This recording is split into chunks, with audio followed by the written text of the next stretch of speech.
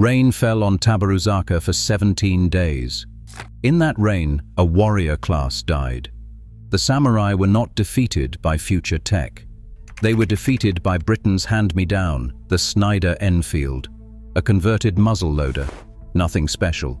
But it had one thing the samurai could not match: brass cartridges that fired when wet. That is the real story. Not swords against guns, guns against guns, except one system worked in the mud and one did not. The Satsuma rebels started with modern rifles. They had Sniders. They even had French chassapots, which were ballistically superior. On paper, they should have matched Imperial firepower round for round. They could not. Here is why. The chassapot used paper cartridges, linen and combustible fiber wrapped around powder. In dry weather, excellent. In March 1877, with rain hammering the Kyushu highlands, those paper cartridges swelled.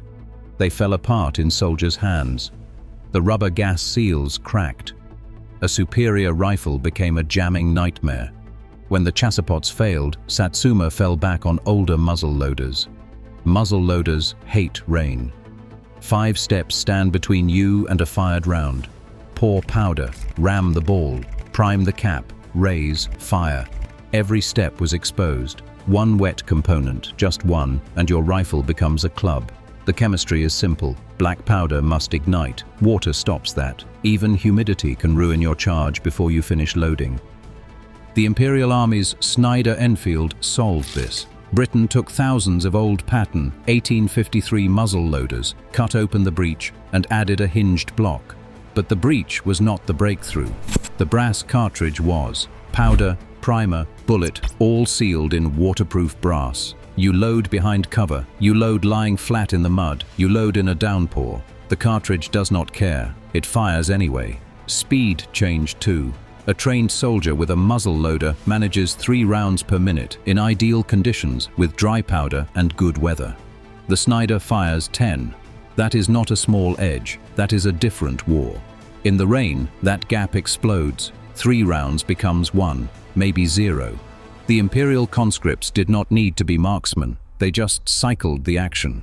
Volume replaced skill. The Satsuma samurai were not fools. They saw the problem on day 1. They adapted fast. They built covered firing positions, wooden shelters angled over their shooters to keep powder dry. They rotated men constantly. One fired while another loaded under cover. They timed attacks for breaks in the rain, launching short, violent charges when the mud briefly hardened. These were not medieval tactics. These were improvised responses to industrial firepower, and they worked. Briefly, Satsuma forces held the heights for over a week. The Imperial Army, despite its ammunition advantage, could not dislodge them through direct assault. The conscripts had volume. The samurai had terrain and ferocity. Contemporary accounts describe Imperial soldiers breaking under sword charges, fleeing despite their Sniders. Rifles don't make men brave, but adaptation has limits. Every covered position eventually flooded. Every charge cost irreplaceable veterans, men who had trained for decades and were gone in seconds. Every pause in the rain was also a pause for Imperial supply wagons to reach the front. The samurai were solving tactical problems while losing the strategic war. This is what makes Tabaruzaka tragic, not pathetic, tragic. The samurai adapted faster, fought harder. Man for man, they were superior. But the math did not care. 10,000 samurai improvising brilliantly cannot outpace a factory running 3 shifts. Their excellence was real. It was also insufficient. By day 12, the adaptations stopped. Not because they had quit, because they had run out of material to adapt with. The Imperial Army fired 322,000 rounds per day. That's not a typo. 322,000 rounds every 24 hours. Break it down. 3.7 rounds per second, sustained, across the entire front, for 17 days straight. This wasn't a battle. This was industrial output grinding down a military force. Satsuma started the rebellion with a stockpile.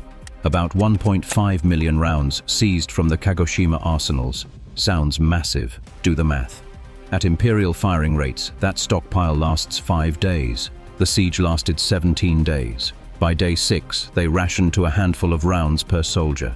By day 10, they scavenged battlefield brass. They tried to reload spent casings by hand in mountain camps. By day 17, they were finished. The difference was not courage, it was a factory, and factories do not care about honor. The Imperial Army had British advisors, imported machinery, a centralized logistics corps. Rail networks moved components between production centers. They made ammunition by the tion. Satsuma had blacksmiths, powder makers working small batches. They made ammunition by the pound. Brass cartridge production requires industry. Hydraulic presses stamp casings. Chemical plants produce primers. Quality control catches failures before they reach the front. You need a system. Satsuma could make gunpowder. They could cast lead bullets, but they could not manufacture the brass bottle holding everything together.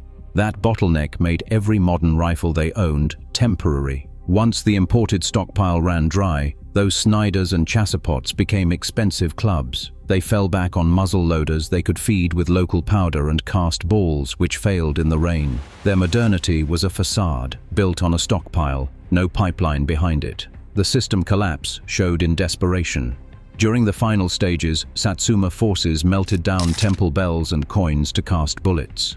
This is not noble sacrifice, it is a symptom.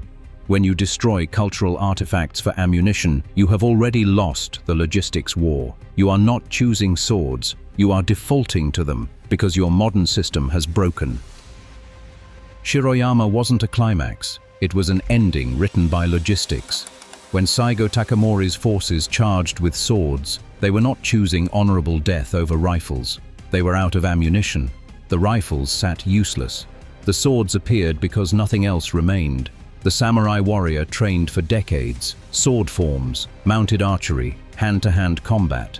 Perfect technique refined across generations. The Imperial conscript needed weeks to learn to load, to learn to cycle, to learn to fire toward the enemy.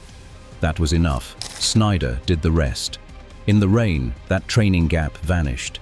Samurai skill could not overcome a weapon that would not fire. Conscript inexperience did not matter when the brass cartridges kept cycling. Scalability crushed mastery.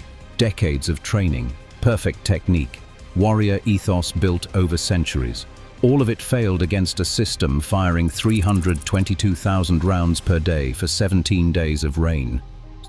Skill does not matter when your weapon will not fire. Training does not help when your supply line is empty. The Snider Enfield was not the future. It was a hand-me-down, a converted second-rate rifle, already obsolete in Europe.